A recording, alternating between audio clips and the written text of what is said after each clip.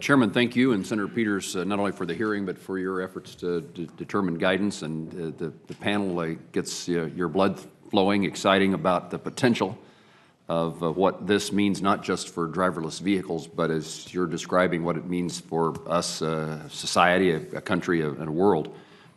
I'm having trouble putting my hands around what it means in rural America. Incidentally, I come from a place in which driving is still enjoyable. We look for it. There's still occasionally Sunday drives. And then you add to that farm equipment, and it is a different environment. And so first I would start by asking, do we see this as something that is, at least for the foreseeable future, limited to cities and interstate travel?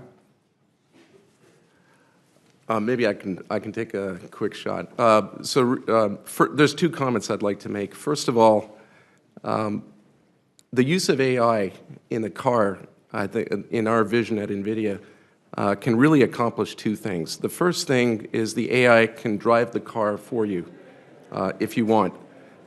We all refer to a self-driving car as one thing, but in actuality, this technology will likely be deployed in small steps towards a big vision.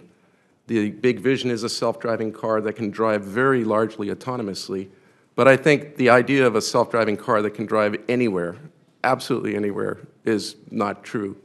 If you drop a self-driving car in the middle of Greenland, it will not drive on its own, just like a human would not be able to drive on their own. So one part, I think, is you already have solutions on the road today, and then you're going to see every year products come out that are better and better and better, and they'll have more and more features and more capability. However, in addition to self-driving, we actually believe that the AI can be a co-pilot, or think of it as a guardian angel. So with a camera inside the car that's connected to the cameras outside the car, for example, we can track the position of the driver's head, their gaze, if they happen to be looking to the side and a pedestrian steps off on the right, but you're driving, the AI can say, attention, there's a pedestrian on the right. So the use of this technology, I think, is not just limited to self-driving, but also to assisting the driver and being there in case you'd like to drive and because you enjoy driving. The second comment is regarding your question on rural areas. The system that I described to you on the self-driving does not require that the car be continuously in connection with a central computer. So the system that I described is the algorithms are tested with massive amounts of data, and then they're over the air to your PC. So imagine your computer that you can get an update on, and once you have the update, you can go anywhere with the computer, and then at some point you get back to an area where you have a connection, and then as soon as you have a connection, if there's an update, then you can do it. So I think the architecture of the self-driving car that we're all working towards does not require you to be in continual connection. Thank you. Mr. Bainwall. If I can add, perhaps a less sophisticated answer, but if you're in Russell, Kansas, you may not have the same level of ride sharing ultimately, but you certainly will benefit from the access questions. You know, if you're blind or disabled in Russell, Kansas, it's the same benefit to be able to get a self-driving vehicle to take you to your destination. So that's part one. Part two is, ultimately, this is all about crash avoidance. And it doesn't matter where you are, crash avoidance inures to the benefit of everybody. And so you're avoiding accidents, you've got the property damage issues, you've got the time issues, you have the fuel savings questions, but most of all, you have the saving of life. And so I would argue that there's certain applications that may be more prevalent in urban centers, but as a bottom line, this is good for rural America just as much as it is for urban America. Thank you very much. Let me see if I can ask one more question, and the question is related to insurance. Our subcommittee I chair the subcommittee that has jurisdiction over insurance in this committee.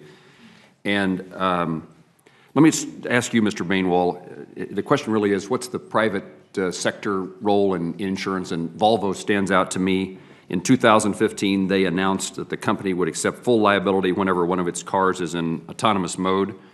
What's the industry's expectations? And then secondly, what's the request of Congress? What's required here in regard to insurance? Well, the insurance piece has a couple different dimensions. There's the question of liability, and certainly in the question of aftermarket, the OEMs would like to be protected from aftermarket adjustments to the vehicle.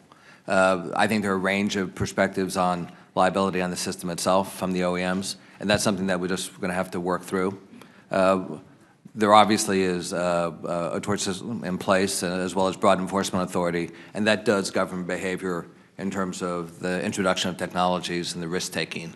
The other point on insurance that we often hear about is that premiums will go down.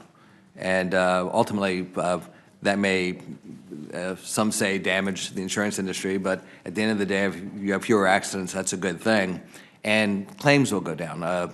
When Volvo introduced the XC60 originally in the U.S. 5-6 years ago, it was the only vehicle that had automatic braking, only sport utility. And none other did, and all of the sport utilities that Volvo introduced did. So you had a nice control group. And it was found that reductions and that the incidence of claims for the first 6 months was 27% down. So automation has really a fantastic opportunity to change the very essence of the relationship. And the need for insurance will go down, but ultimately the payout on insurance will also go down.